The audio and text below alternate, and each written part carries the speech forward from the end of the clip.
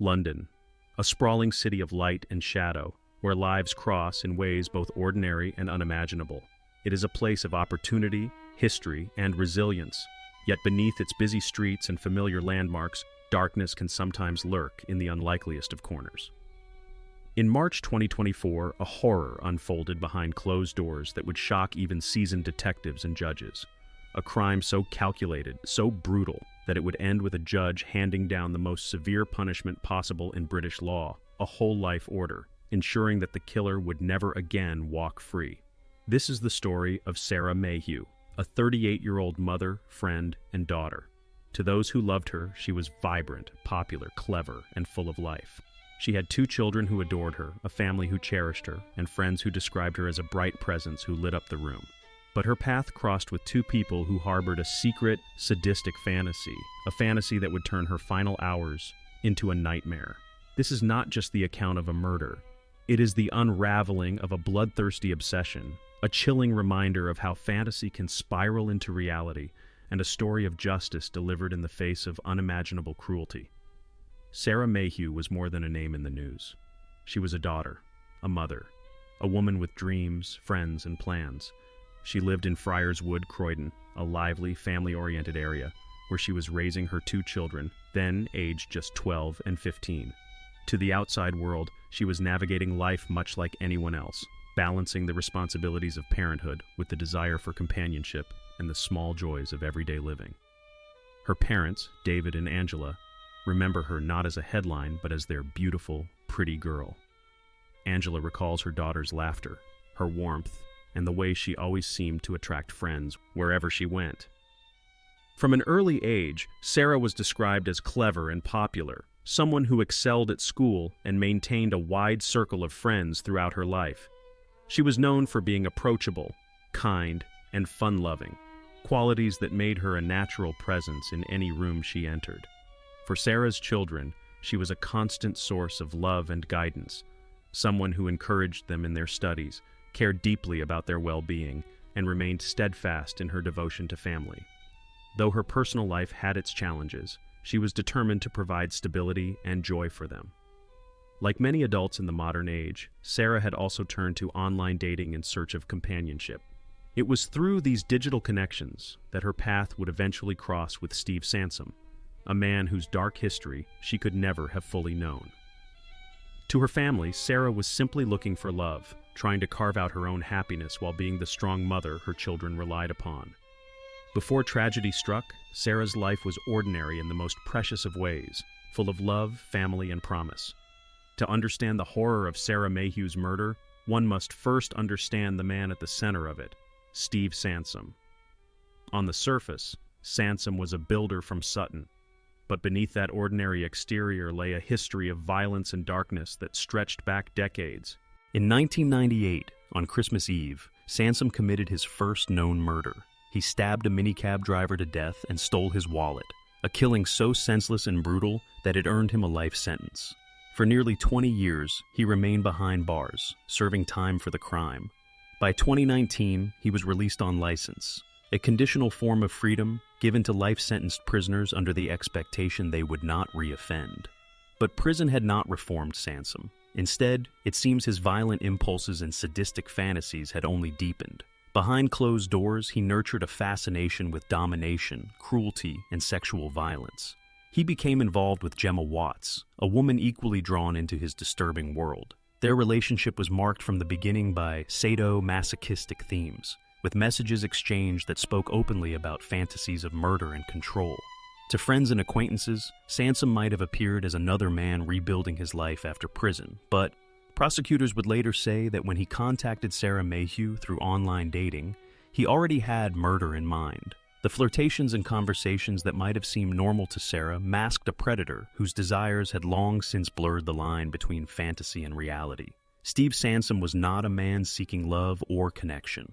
He was a man planning to kill, and when Sarah entered his world, she unknowingly walked into the orbit of someone who had already taken life once and was ready to do so again. On the evening of March 8, 2024, Sarah Mayhew made her way to Sutton. To those closest to her, it was an ordinary night. She had arranged to see Steve Sansom, someone she believed she could trust, unaware that she was stepping into the heart of a deadly trap. At around 11 p.m., Sarah entered Sansom's flat on Burnell Road. From that moment, she was Neve, war seen alive again. What unfolded behind those closed doors remains partly hidden in silence, known only to Sansom and Gemma Watts. But the evidence presented in court painted a chilling picture of what likely happened. According to prosecutors, Sarah was lured there under the guise of companionship. Instead, she was subjected to depraved and violent sexual activity that was never intended to end with her leaving the flat alive. This was not a moment of sudden rage, but the deliberate fulfillment of a long brewing fantasy. The killers had exchanged messages that left no doubt about their intentions. Sarah had been chosen to die so that Sansom and Watts could act out their sadistic desires. Judge Mrs. Justice Cutts later remarked on Sarah's final moments, describing the acute fear and suffering she must have experienced as she realized what was happening. For Sarah, the night of March 8th turned from hope into unimaginable horror. By the time the night was over, Sarah Mayhew was dead. The woman remembered as a loving mother and daughter had fallen victim to a pair who saw her not as a person, but as the vessel for their darkest fantasies. For her family, it marked the beginning of a nightmare. For Sansom and Watts, it was only the beginning of their attempt to cover up what they had done. With Sarah Mayhew dead inside the Burnell Road flat, the horror did not end. For Steve Sansom and Gemma Watts, the next step was to erase evidence of their crime. What followed was an act of cruelty and cold calculation that shocked even seasoned investigators.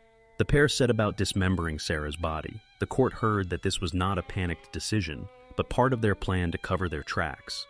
They worked together to divide her remains and scatter them across London, a grim attempt to make sure no one could piece together the truth. On April 2nd, nearly a month after Sarah's disappearance, her head and limbs were discovered in Rowdown Field, New Addington, more than 8 miles away from the flat where she had been killed. The discovery sent ripples of fear through the local community. Later, her torso was found in the River Wandle, a bleak confirmation that Sarah's life had been extinguished and discarded with shocking brutality.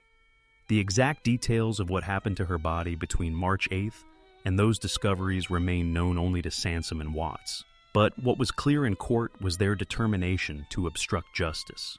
They admitted to perverting the course of justice, not out of remorse, but because the evidence was overwhelming. Judge Mrs. Justice Cutts described Sarah as an innocent woman lured to that flat to die. Yet even in death, she was denied dignity. Her remains became scattered fragments across a city, while her family endured weeks of agonizing uncertainty before learning the full extent of the crime. The dismemberment and disposal revealed the depths of depravity at the heart of this case, not only the taking of a life, but the deliberate erasure of its humanity. When Sarah Mayhew vanished after March 8, 24, alarm quickly spread among her family and friends. She was a devoted mother of 2, and her sudden silence was out of character. As days turned into weeks, her disappearance transformed from a missing person case into a full-scale murder investigation.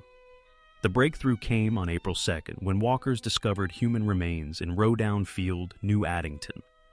The grim find, Sarah's head and limbs, confirmed that foul play was involved. For detectives, it was the beginning of a painstaking investigation that would uncover a tale of cruelty and premeditation.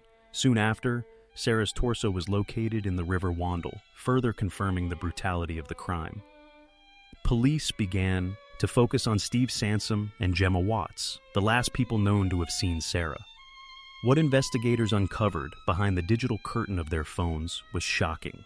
Their private messages revealed a chilling blueprint of the crime, exposing how fantasy had become reality. The two had exchanged texts filled with sadistic ideas, violent sexual fantasies, detailed talk of knives, and a shared desire to kill during sexual activity.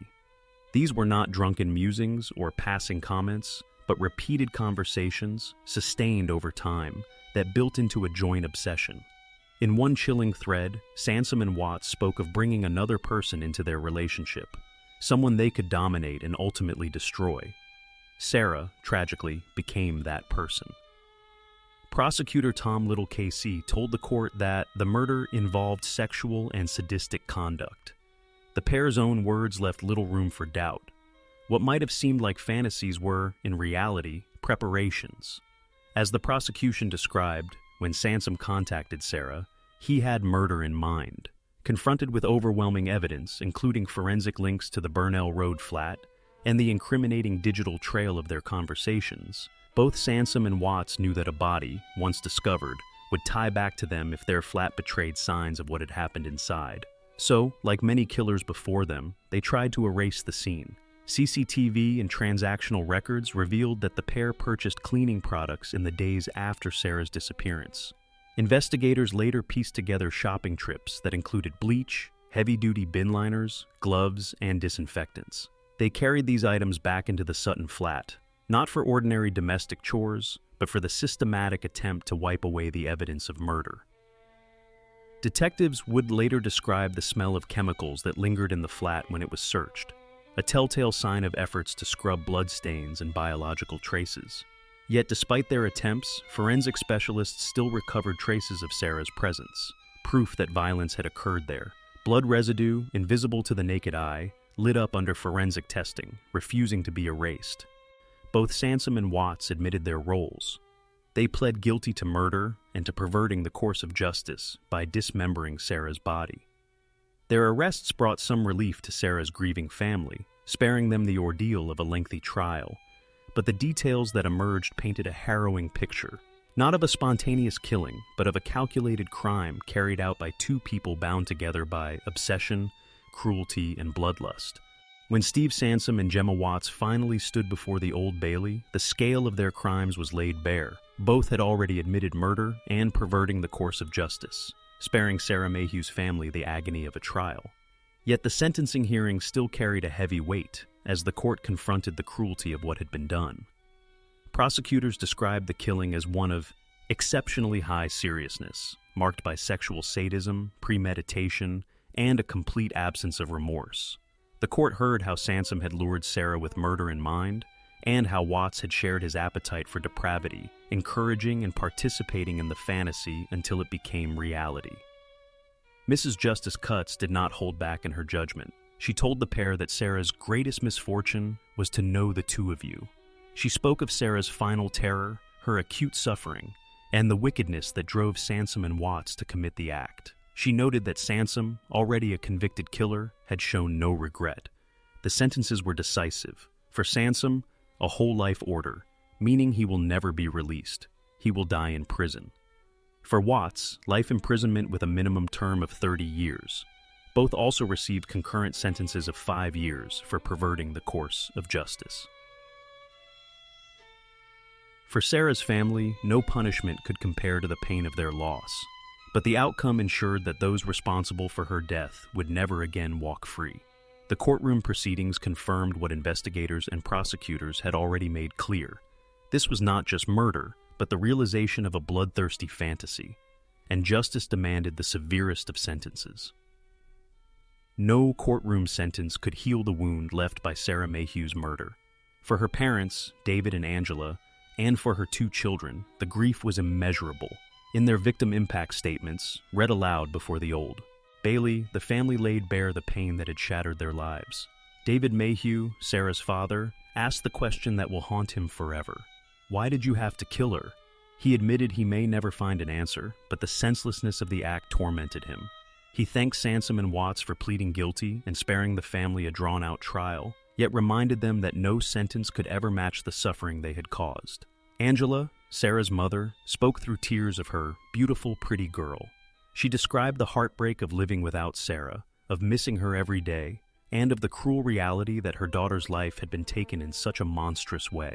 She recalled Sarah's childhood, clever, popular, full of friends, and lamented the milestones she would never see, the conversations she would never have.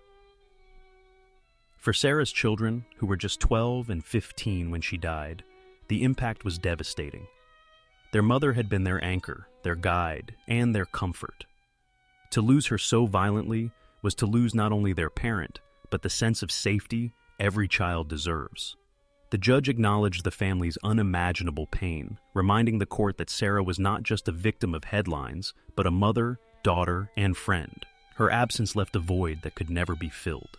The statements made clear what the legal process could not, that behind every verdict and sentence lies a family forever broken, living with grief that knows no end.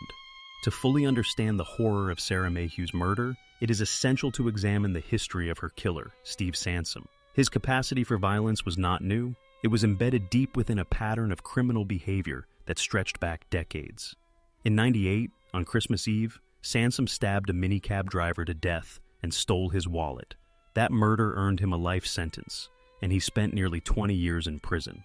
His release in 2018, under a life license, brought him back into society, ostensibly monitored, but with deadly potential that would soon resurface. Sansom's relationship with Gemma Watts became a crucial part of this pattern. Prosecutors in the court described their bond as one dominated by shared sadistic fantasies. Messages between them revealed graphic discussions of sexual violence and murder, often involving knives, and even plans to bring a third party into their obsession. The conversation that ultimately led to Sarah Mayhew's death was not a spontaneous act of cruelty. It was the culmination of months of increasingly depraved communication. The patterns were clear. Sansom had a history of lethal violence, a fascination with control and domination, and a partner who actively reinforced his worst impulses.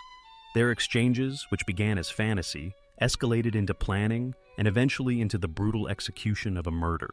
Courts later emphasized that Watts was not a passive participant. She was fully aware and complicit, driven by obsession and shared sadistic desires. This combination of past criminality, unchecked obsession, and premeditated violence created a dangerous synergy. It was not merely a single act of evil, but the inevitable result of a long pattern of behavior that had gone unmitigated. The murder of Sarah Mayhew was, tragically, the next chapter in a history that had already claimed a life before. The murder of Sarah Mayhew was not only a tragedy for her family, but also a stark warning about the dangers posed by repeat offenders and the consequences of unchecked obsession. Steve Sansom had already served nearly 2 decades in prison for a previous murder. His release on life license was meant to balance rehabilitation with public safety. Yet, despite these measures, he killed again, demonstrating the limits of supervision and risk assessment when dealing with individuals with violent sexual fantasies and a history of lethal behavior. This case highlights the chilling reality of how fantasy can evolve into reality. Messages between Sansom and Gemma Watts showed that their conversations, though disturbing, were treated as a private world where they rehearsed violence. To the outside observer, these were merely words, but for them, the fantasies were a blueprint. The law and law enforcement must grapple with this difficult challenge, distinguishing between thoughts and intentions, and identifying when intervention is necessary to prevent harm. It also underscores the complexity of relationships where obsession and manipulation intersect. Watts was described as being obsessed with Sansom, yet her actions were fully complicit. The pair functioned as a unit of danger, feeding off one another's impulses. This reminds society that perpetrators of extreme violence are not always acting alone. Understanding relational dynamics can be crucial in preventing future tragedies. Finally, the story of Sarah Mayhew is a reminder of the human cost behind criminal statistics. Beyond legal arguments and sentencing, there is the immeasurable loss experienced by her children, her parents, and her friends. Every headline, every piece of evidence, every sentence represents lives permanently altered. In reflecting on this case, we are forced to confront uncomfortable questions about safety, rehabilitation, and the capacity for human depravity, and to consider what more must be done to protect the innocent from those who would commit unspeakable acts. The story of Sarah Mayhew is one that chills the soul and challenges our understanding of human behavior. She was a daughter, a mother, a friend, a woman whose life, full of promise and love, was cut short by 2 individuals consumed by obsession and depravity. The brutality of her murder, the dismemberment of her body, and the calculated attempt to erase her existence are stark reminders of the darkest corners of human nature.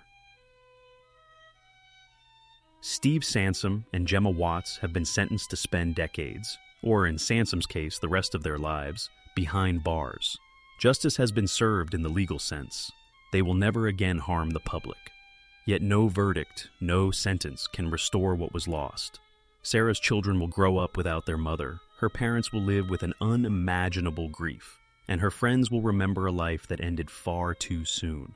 This case is also a lesson for society. It underscores the need for vigilance in monitoring released offenders, the importance of identifying dangerous patterns before they escalate, and the challenge of addressing fantasy-driven criminal behavior before it turns deadly. It is a reminder of how obsession, manipulation, and shared violence can escalate beyond imagination when left unchecked. But beyond the legal and societal lessons, the most important legacy is the memory of Sarah herself. She was not a statistic, nor merely a victim. She was a person whose life mattered. In telling her story, we honor her memory, acknowledge her suffering, and reflect on the consequences of cruelty and evil. Though she is gone, Sarah Mayhew's story demands that we remember her, learn from her tragedy, and strive to prevent such horrors in the future. Her life, her love, and her humanity endure in the hearts of those who loved her,